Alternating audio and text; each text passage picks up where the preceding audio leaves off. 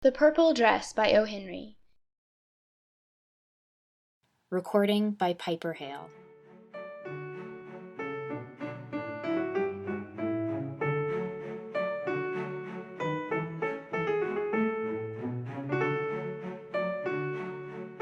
We are to consider the shade known as purple. It is a color justly in repute among the sons and daughters of man. Emperors claim it for their special dye. Good fellows everywhere seek to bring their noses to the genial hue that follows the commingling of the red and blue. We say of princes that they are born to the purple, and no doubt they are, for the colic tinges their faces with the royal tint equally with the snub-nosed countenance of a woodchopper's brat. All women love it, when it is the fashion. And now purple is being worn. You notice it on the streets. Of course, other colors are quite stylish as well. In fact, I saw a lovely thing the other day in olive green albatross, with a triple-lapped flounced skirt trimmed with insert squares of silk, and a draped fichu of lace opening over a shirred vest, and double puff sleeves, and a lace band holding 2 gathered frills. But you see lots of purple, too. Oh yes, you do. Just take a walk down 23rd Street any afternoon. Therefore Maida, the girl with the big brown eyes and cinnamon-colored hair in the Bee-Hive Store, said to Grace, the girl with the rhinestone brooch and peppermint pepsin flavor to her speech, "I'm going to have a purple dress, a tailor-made purple dress, for Thanksgiving." "Oh, are you?" said Grace, putting away some 7½ gloves into the 6 3/4 box. "Well, it's me for red. You see more red on Fifth Avenue, and the men all seem to like it." "I like purple best," said Maida, "and old Schlegel has promised to make it for $8.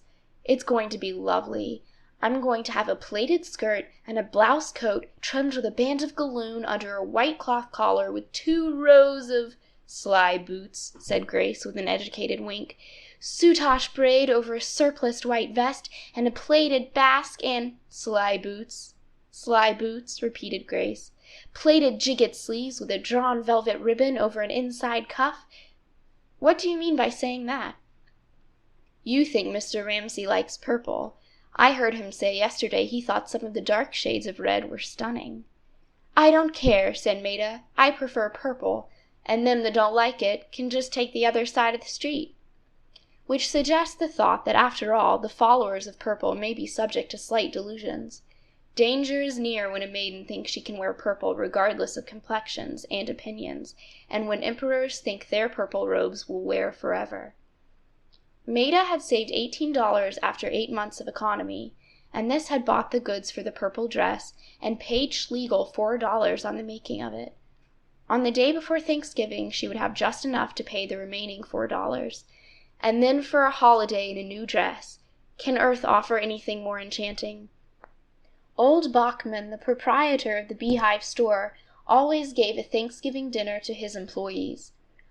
On every one of the subsequent 364 days, excusing Sundays, he would remind them of the joys of the past banquet, and the hopes of the coming ones, thus inciting them to increased enthusiasm and work.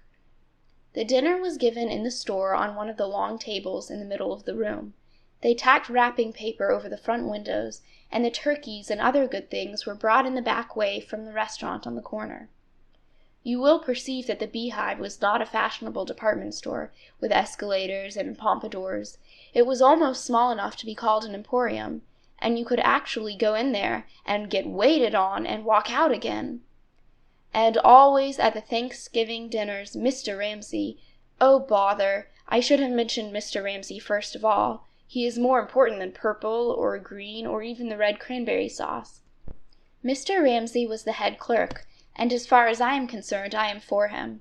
He never pinched the girls' arms when he passed them in dark corners of the store, and when he told them stories when business was dull and the girls giggled and said, "Oh, pshaw, it wasn't G. Bernard they meant at all." Besides being a gentleman, Mr. Ramsay was queer and original in other ways. He was a health crank, and believed that people should never eat anything that was good for them. He was violently opposed to anything being comfortable, and coming in out of snowstorms, or wearing overshoes, or taking medicine, or coddling themselves in any way. Every one of the 10 girls in the store had little pork chop and fried onion dreams every night of becoming Mrs. Ramsay. for next year old Bachman was going to take him in for a partner, and each one of them knew that if she could catch him, she would knock those cranky health notions of his sky high before the wedding cake indigestion was over. Mr. Ramsay was master of ceremonies at the dinners. Always they had 2 Italians in to play a violin and harp and had a little dance in the store. And here were 2 dresses being conceived to charm Ramsay, one purple and the other red. Of course, the other 8 girls were going to have dresses too, but they didn't count. Very likely they'd wear some shirt-waist and black skirt affairs, nothing as resplendent as purple or red. Grace had saved her money too. She was going to buy her dress ready-made. Oh, what's the use of bothering with a tailor? When you've got a figure, it's easy to get a fit. The ready-made are intended for a perfect figure, except I have to have 'em all taken in at the waist. The average figure is so large-waisted. The night before Thanksgiving came. Maida hurried home, keen and bright with the thoughts of the blessed morrow. Her thoughts were of purple, but they were white themselves, the joyous enthusiasm of the young for the pleasures that youth must have or wither. She knew purple would become her, and, for the 1000th time, she tried to assure herself that it was purple Mr. Ramsay said he liked, and not red. She was going home first to get the $4 wrapped in a piece of tissue paper in the bottom drawer of her dresser, and then she was going to pay Schlegel and take the dress home herself.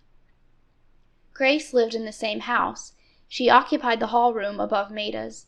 At home, Maida found clamor and confusion, the landlady's tongue clattering sourly in the halls like a churn dasher dabbing in buttermilk. And then Grace come down to her room crying with eyes as red as any dress. "She says I've got to get out," said Grace, "the old beast, because I owe her $4. She's put my trunk in the hall and locked the door. I can't go anywhere else. I haven't got a cent of money." "You had some yesterday," said Maida. "I paid it on my dress," said Grace. "I thought she'd wait till next week for the rent." Sniffle, sniffle, sob, sniffle. Out it had to come, Maida's $4. "You blessed darling," cried Grace, now a rainbow instead of sunset. "I'll pay the mean old thing, and then I'm going to try on my dress. I think it's heavenly. Come up and look at it. I'll pay the money back, $1 a week. Honest I will." Thanksgiving. The dinner was to be at noon. At 11:45 Grace switched into Maida's room. Yes, she looked charming. Red was her color. Maida sat by the window in her old cheviot skirt and blue waist, doing fancy work. "Why, goodness me, ain't you dressed yet?" shrilled the red one. "How does it fit in the back? Don't you think these velvet tabs look awful swell? Why ain't you dressed, Maida?" "My dress didn't get finished in time," said Maida. "I'm not going to the dinner." "That's too bad. Why, I'm awfully sorry, Maida. Why don't you put on anything and come along? It's just the store folks, and they won't mind." "I was set on my purple," said Maida. "If I can't have it, I won't go at all. Don't bother about me. Run along or you'll be late. You look awful nice in red." At her window, Maida sat through the long morning and past the time of the dinner at the store. In her mind, she could hear the girl shrieking over a pool bone, could hear old Bachman's roar over his own deeply concealed jokes, could see the diamonds of fat Mrs. Bachman, who came to the store only on Thanksgiving days, could see Mr. Ramsay moving about, alert, kindly, looking to the comfort of all. At 4 in the afternoon, with an expressionless face and a lifeless air, she slowly made her way to Schlegel's shop and told him she could not pay the $4 due on the dress. "Gott!" cried Schlegel angrily. "For what do you look so glum? Take him away. He's ready. Pay me sometime. Have I not seen you pass my shop every day in 2 years? If I make clothes, is it that I do not know how to read people's? Because you will pay me sometime when you can. Take him away. He's made good, and if you look pretty in him, all right. So pay me when you can." Maida breathed a millionth part of the thanks in her heart and hurried away with her dress. As she left the shop, a smart dash of rain struck upon her face. She smiled and did not feel it. Ladies who shop in carriages, you do not understand. Girls whose wardrobes are charged to the old man's account, you cannot begin to comprehend. You could not understand why Maida did not feel the cold dash of the Thanksgiving rain. At 5 o'clock she went out upon the street wearing her purple dress. The rain had increased, and it beat down upon her in a steady, wind-blown pour. People were scurrying home into cars with close-held umbrellas and tight-buttoned raincoats. Many of them turned their heads to marvel at this beautiful, serene, happy-eyed girl in the purple dress, walking through the storm as though she were strolling in a garden under summer skies.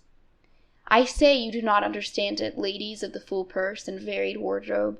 You do not know what it is to live with a perpetual longing for pretty things, to starve 8 months in order to bring a purple dress and a holiday together. What difference if it rained, hailed, blew, snowed, cycloned? Maida had no umbrella nor overshoes. She had her purple dress, and she walked abroad. Let the elements do their worst. A starved heart must have 1 crumb during a year. The rain ran down and dripped from her fingers. Someone turned a corner and blocked her way. She looked up into Mr. Ramsay's eyes, sparkling with admiration and interest. "Why, Miss Maida," said he, "you look simply magnificent in your new dress. I was greatly disappointed not to see you at our dinner, and of all the girls I ever knew, you showed the greatest sense and intelligence. There is nothing more healthful and invigorating than braving the weather as you are doing. May I walk with you?" And Maida blushed and sneezed.